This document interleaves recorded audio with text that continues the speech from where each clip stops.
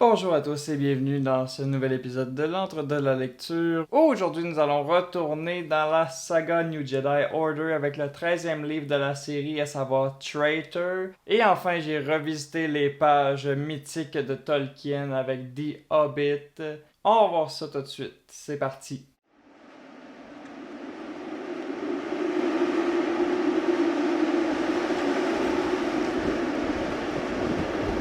Ça faisait longtemps qu'on n'avait pas abordé les livres New Jedi Order, ça fait peut-être 2 mois. J'ai pris des vacances durant le mois de juillet, donc je n'ai pas lu du tout durant cette période. Mais à mon retour des vacances, je me suis empressé de finir ce livre que j'avais commencé avant de partir pendant 2 semaines. Le voici, il s'agit de New Jedi Order Traitor, comme je vous l'ai dit à l'intro. Après les événements de Star by Star, qui était le 9e tome de la série, Jacen Solo était cru comme étant mort au combat, voire même capturé, mais après certains événements dans les livres d'après, on croit vraiment qu'il est mort, 100% mort. Et contre toute attente, en fait, il n'était pas mort, il était seulement capturé par les Yuuzhan Vong qui essayent de faire en sorte qu'il soit l'un de leurs avatars parce que c'est un jumeau avec Jaina Solo. Dans la culture des Yuuzhan Vong, la nouvelle menace de Star Wars New Jedi Order, la naissance de jumeaux est comme un événement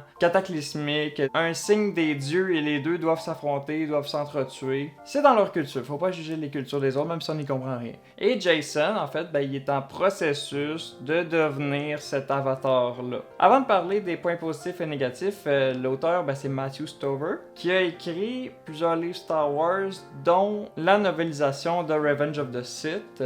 C'était un bon livre, mais ça équivaut pas du tout au film, là. Mais l'affaire que j'avais pas aimé de la novélisation, par contre, c'est qu'il rajoutait des petites scènes ou modifiait des dialogues des films, parfois les rendant même plus lourd ou moins pertinent. Et dans celui-ci, on retrouve une écriture qui m'a pas laissé indifférent, mais qui était vraiment pas pour moi. Donc j'aime l'ambiance d'horreur cosmique qui se dégage de ce livre-ci. On dirait un peu, surtout dans la première moitié, on dirait qu'on est dans un film Alien. C'est très dégueu avec des organismes à tentacules qui enlacent Jacen, qui fait partie intégrante du vaisseau, la salle de l'Embrace of Pain, tu te sens pas bien, c'est très inconfortable à lire. Il y a rien d'extrêmement dans l'horreur vu que c'est du Star Wars évidemment, mais ça reste qu'il y avait une petite touche bizarre, inconfortable, quand même agréable. Les Yuuzhan Vong tentent vraiment d'accomplir leur prophétie, à savoir de changer Jacen dans l'un de leurs avatars de dieu. Mais ça marche pas vraiment parce que Jacen, en fait, il se lie psychiquement avec les vaisseaux, se retournant contre la flotte des Yuuzhan Vong. Et à un moment donné, il se sert des pouvoirs des Yuuzhan Vong afin de se constituer une armure, se servant même de leurs propres armes contre eux, et il détruit absolument toute une flotte. Et il détruit l'ensemble du vaisseau avec les nombreux soldats qui s'y trouvent. Donc vraiment de la bonne action de ce côté-là. Et à un moment donné,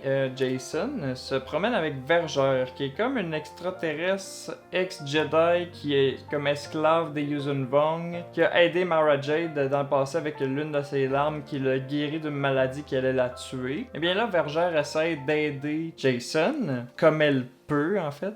Et à un moment donné, il se retrouve sur Coruscant qui est habité par les Yuuzhan Vong et qui est complètement changé. Il se retrouve dans le temple Jedi. Et à un moment donné, il parle d'Anakin Skywalker, le grand-père de Jacen. Et Vergère a connu le Jedi. Et même si c'était un passage très très simple et court, j'ai trouvé ça très touchant parce qu'on a vraiment un lien entre des personnages qui ont connu Anakin Skywalker, mon personnage de fiction préféré. Et à la fin, Jacen, qui est complètement changé par les Yuuzhan Vong, est mis face à face avec Ganner, l'un des Jedi iconiques de la série, et malheureusement, il est forcé de l'emporter avec lui sur un vaisseau. Et Ganner, il est malheureusement dans l'Embrace of Pain, l'un des processus que les Yuuzhan Vong font pour changer leurs victimes en Yuuzhan Vong ou en esclaves. Et Ganner réussit à s'en sortir vivant grâce à Jacen. Et pendant que Jacen veut juste anéantir la place, Ganner fait un last stand contre les Yuuzhan Vong, réveillant son plein potentiel. Et cette scène était tout simplement badass, digne du Jedi qu'est Ganner. Mais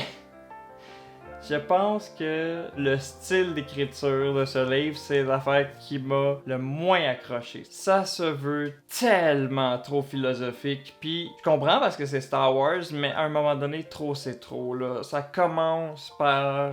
On dit simplement que le vide des galaxies représente au voyage de la destinée, de la vie, de l'existence. Un vaisseau est un univers, chaque personne est un... Je m'en fous, tu sais.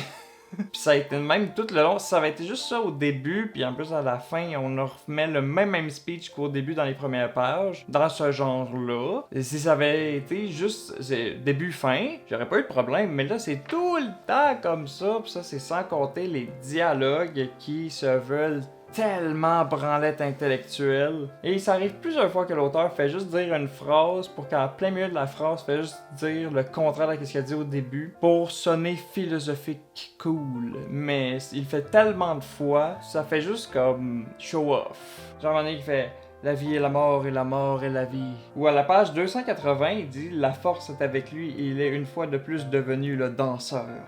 Il est devenu la danse. Si c'était juste une fois, ok, là, c'est aux 2 pages.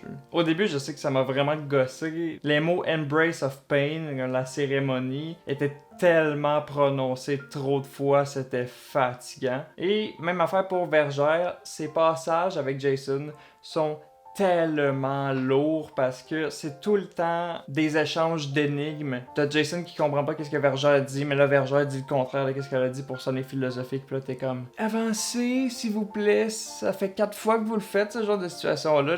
En tant que lecteur c'est très très lourd. Fait tu sais, mettons, c'était beaucoup de seul toi peut décider du chemin à suivre. Mais comment faire pour décider quelle voie est bonne? Il n'y a pas de réponse, seulement des questions qui deviennent des questions et des réponses qui deviennent des questions. Vous êtes dur à suivre quand même. Je sais. C'est comme ça, pendant 292 pages. Donc, bien franchement, j'aimerais ça dire que c'est bon. C'était loin de l'être, pour moi en tout cas. Et enfin, un coup de cœur de cette année, une véritable pépite dans ma collection. Et enfin, un retour vers Middle-earth. Il s'agit de The Hobbit par J.R.R. Tolkien. L'année passée, j'ai lu Les Trois Seigneurs des Anneaux pour la première fois et j'ai été surpris à quel point j'ai adoré ma lecture. Je suis un grand fan de RPG, de fantasy. Donc, Lord of the Rings, pour moi, ça devrait être comme acquis. Et c'est sûrement une lecture que je vais refaire dans plusieurs années. Mais The Hobbit, je l'avais jamais lu. Je savais à peu près c'était quoi l'histoire. À savoir Bilbo Baggins, qui est dans son petit trou de Hobbit et que soudainement, il y a Gandalf qui se pointe avec 13 nains parce qu'ils ont besoin de lui en tant que voleur. Alors que c'est un petit Hobbit qui ne fait pas grand-chose de sa vie à part déjeuner et vivre sa petite vie tranquille dans son coin, ce qui doit être le rêve quand même. Et là, on lui dit, j'aurais besoin de toi, petit hobbit, qui n'est pas fort, qui n'est pas très rapide, qui n'est pas agile à l'épée, qui n'est pas un mage. On aurait besoin de toi en tant que voleur afin de participer à une aventure dans le but de retrouver le trésor de Thorin, le roi des nains sous la montagne, qui a été capturé par le dragon Smaug, qui a tué une copule de nains et qu'ils ont forcé à s'échapper de la montagne. Et là, c'est cette petite compagnie qui doit se rassembler afin de parcourir toutes les terres jusqu'à la montagne de la solitude afin de chasser Smaug et ça va pas être facile. Premièrement, je tiens à dire qu'il s'agit probablement du plus beau livre que je détiens dans ma collection. Il s'agit d'un livre illustré par Alan Smith et il y a une grosse collection des livres de Tolkien, c'est qu'il y a une partie illustrée, ceux qui sont brochés, qui n'ont pas d'illustration, qui sont moins chers, c'est comme que j'ai avec mes livres de The Lord of the Rings. Ce qui me fait regretter mon achat de la première trilogie de Lord of the Rings en format broché, j'aurais tellement dû l'acheter en version hardcover avec les illustrations,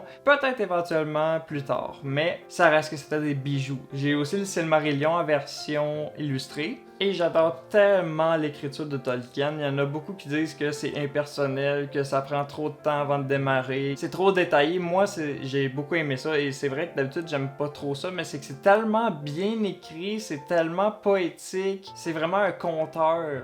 C'est vraiment un chanteur comme écriture. Donc, je vois pas comme on peut critiquer ce genre de choses-là en négatif. Ça peut être plate, pour certains, ça je peux le comprendre, là, que ça peut être long, c'est long à démarrer, mais quand tu veut te plonger dans un univers de fantasy pour l'aventure, pas juste pour de l'action puis des combats, mais simplement pour découvrir un autre monde. Tolkien, c'est parfait pour ça. J'adore le fait d'être retourné dans la comté. C'est si doux, j'adore la maison de Bilbo, qui est tout du confort que j'aspire à avoir avec une maison un jour. Même le look, en fait, il est super cool. Il s'en dégage une ambiance presque festive et apaisante. C'est très léger avec des passages plutôt drôles. Ça paraît que c'est un conte pour enfants, mais ça passe tellement bien. Il y a aussi la rencontre avec Beorn, qui est comme un shapeshifter qui peut se transformer en ours, que Gandalf dit aux nains. On va faire attention avec Beorn, il aime pas les visiteurs, il est très souvent dans son coin, fait qu'on va juste aller le voir, moi, Bilbo et Thorin, me semble. Il me semble, mais je veux pas confirmer ça, je me rappelle pas trop. Mais vu qu'ils sont 13 nains en tout, il dit, regarde, vous allez apparaître dans sa maison, 2 à la fois, pour pas l'énerver. Fait que pendant que les nains apparaissent, ben, ils parlent avec Beorn, puis je trouvais que l'ambiance était drôle, que c'était très simple, juste pour apaiser l'homme ours, juste pour pas qu'il saute sur le monde, j'ai trouvé ça drôle. Et cette scène apparaît juste après un passage dans les mines ou dans une grotte avec des gobelins, où la compagnie se fait pourchasser pendant de nombreuses pages, où Bilbo fait la rencontre de Gollum en plus de l'anneau, et Smaug est ultra cool. Mon illustration préférée, ben c'est celle-ci, qui se retrouve à l'arrière du livre. Et même si le monde en tant que tel de Middle-earth est vraiment pas abordé, comme dans The Lord of the Rings, on parle pas de Sauron, on parle pas du premier, du deuxième âge, on parle même pas tant que ça du Shire, je pense qu'on l'aborde jamais en fait. Il y a plusieurs personnages iconiques qui sont présents, dont Gollum, Elrond, Gandalf. Un détail par contre que j'ai vraiment pas accroché, c'est le fait que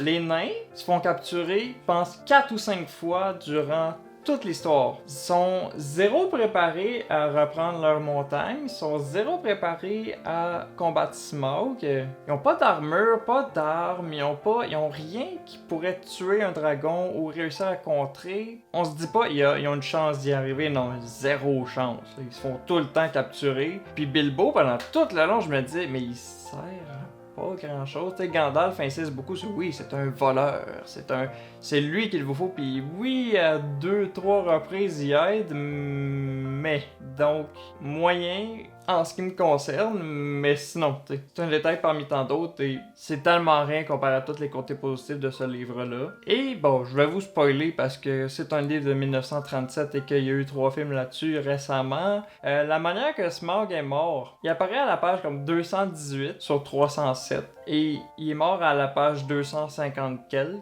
même pas par un des nains, ce qui aurait été très logique. Il est mort d'un dude ben random que je suis même pas sûr d'avoir vu avant qu'il apparaisse au moment de tuer Smaug. Je pense qu'il est apparu aussi que Bilbo est apparu dans la ville de Lake Town. Et il a sorti une flèche qui tue des dragons d'un coup parce que à un moment donné, on réalise que dans l'armure de Smaug d'Écaille, ben il y avait une mini brèche. Puis là, ben t'as ce dude-là, Bard, qui sort sa flèche ancestrale qui tue des dragons en un coup et qui fait bon ben je vais tenter ma chance et pouf, d'un coup il tue le dragon. Ça a fini. D'un coup, Smaug est mort. C'est comme... Ok.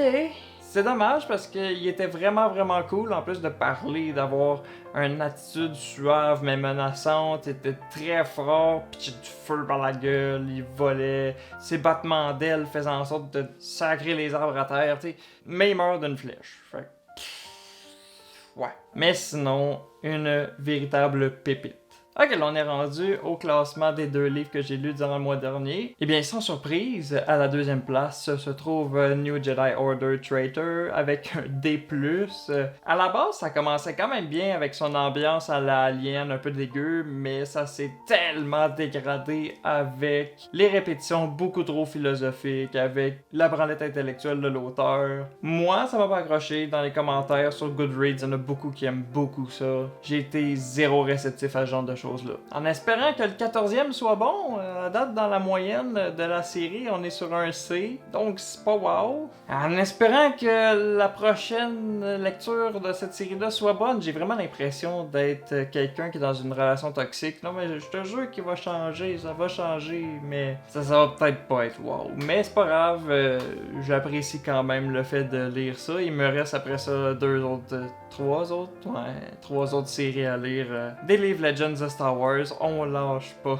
Et sans surprise, à la première place, on a The Hobbit par J.R.R. Tolkien avec un A-, soit un 4.5 étoiles sur 5. Très bonne ambiance avec des illustrations excellentes, une bonne histoire, un bon univers, des affaires un peu loufoques comme le fait qu'il n'y a pas eu vraiment de préparation du côté des nains afin de reprendre leur montagne, leur trésor, mais la mort de Smaug que je trouve très très anticlimatique, mais sinon ça restait une excellente lecture. Pour le prochain mois, je vais essayer de faire quelque chose que j'ai jamais vraiment fait ou très très peu. Je vais lire un livre de développement personnel qui se nomme The Mountain Is You par Brianna Wiest. W-I-E-S-T. C'est ma blonde qui l'a lu et qui a très très apprécié et qui me l'a chaudement recommandé. Obligé. Recommandé. Donc, d'ici la prochaine fois, lisez des livres, ayez du plaisir, mettez un petit pouce en commentaire. Non. Mettez un petit pouce bleu, abonnez-vous, commentez, partagez cette vidéo et dites-moi qu'est-ce que vous lisez en ce moment. À la prochaine pour un prochain ordre de la lecture. Salut!